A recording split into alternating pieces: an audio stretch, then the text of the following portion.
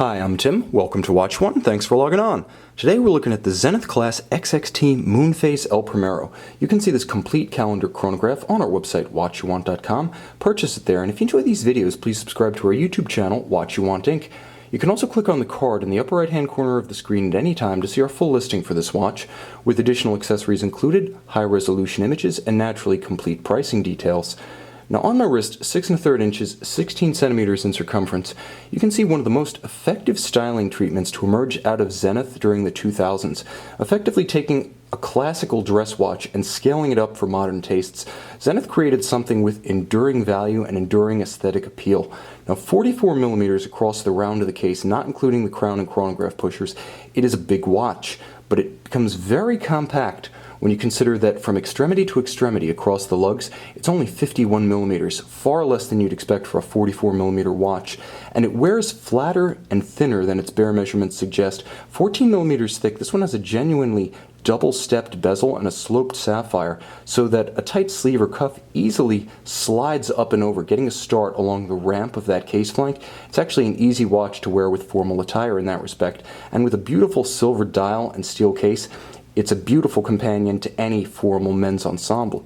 Now what you'll also notice is that the strap, though impressively bolstered as it approaches the lugs for visual coherence and substance, is also wonderfully flexible. Very supple on the skin. It also doesn't pin itself against the flanks of the case, so you can pull it down straight around the tighter curve of a smaller wrist, which I like.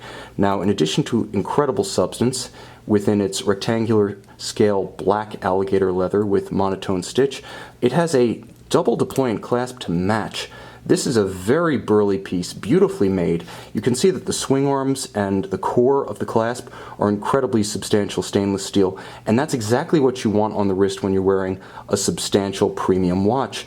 Also, because it is a double deployant, it doesn't have the one big up and over fold that pinches a smaller wrist. Again, I like that a great deal. Zenith went all out to pair this watch with a clasp of appropriate quality.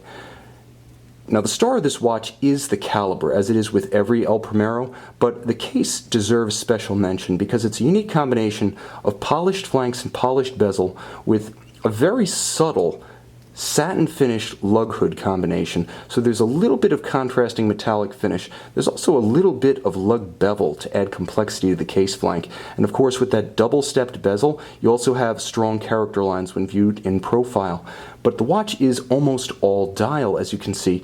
A gorgeous silvered matte base beneath the hour Arabic numerals, all diamond polished for high contrast. You can also see that there's a hobnail at center with sunken sub-registers and apertures for the day and the month. Now the watch features an incredibly clean dial for a complicated chronograph, a triple-date Moonphase chronograph with hours, minutes, and seconds chronograph registers.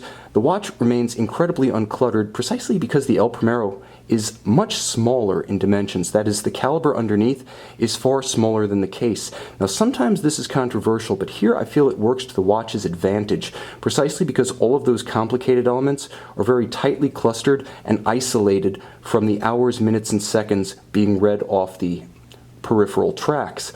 So the bottom line is that the watch manages to be clean in its aesthetic, even as it's large and contemporary in proportions.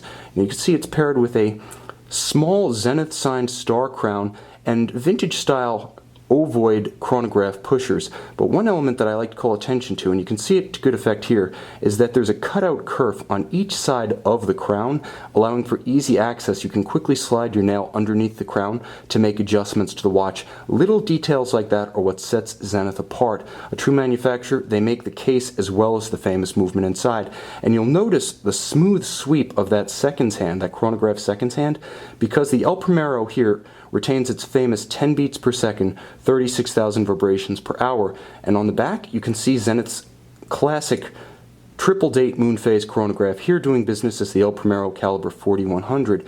Now this caliber originated in 1971 as the Zenith caliber 3019 PHF, the first full calendar El Primero, the base El Primero debuting in 1969.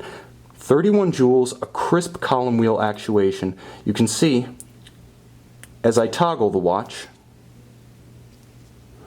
the engagement and disengagement of the lateral clutch, which is just beneath my thumb. As the column wheel cycles, the lateral clutch moves in and out. So while it doesn't allow the continuous engagement that you find with a vertical clutch, it's more traditional, and unlike a vertical clutch, you can actually see and enjoy it in action. Everything's beautifully finished with golden wheels, blued screws, and violet jewels atop silver rhodium-plated bridges, rotor, and base plate, and you can see Zenith's unique finishing tradition of screws, those that are blue being used for the adjustment of the movement, the chronograph and time-telling functions, and those that are polished head screws, denoting screws used for assembly, for fixing components in place. You can see this unique combination of traditional Zenith engineering and modern styling proportions and purchase it on our website, watchyouwant.com.